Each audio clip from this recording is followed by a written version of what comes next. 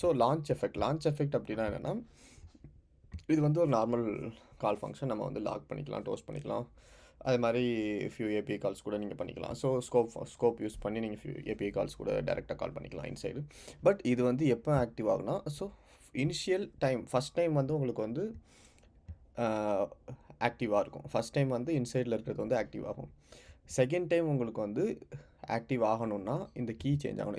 It's like இது வந்து based on the key. ஓகேங்களா? கீ பேஸ் பண்ணி. ஸோ இதில் வந்து நீங்கள் மல்டிபிள் கீஸ் ஆட் பண்ணிக்கலாம். இது வந்து ஆண்ட் ஃபங்க்ஷன் மாதிரி. ஸோ ஏதாவது ஒன்று வந்து உங்களுக்கு கீ சேஞ்ச் ஆனாலும் உள்ளே வரும். ஸோ அந்த மாதிரி நீங்கள் வந்து பண்ணிக்கலாம். இதில் வந்து இப்போ நான் வந்து கான்டெக்ட்ஸ்ன்னு இருக்குன்னு வச்சுக்கோங்களேன். ஸோ இப்போ நான் ஃபஸ்ட் கான்டெக்ட்ஸ் இருக்குது.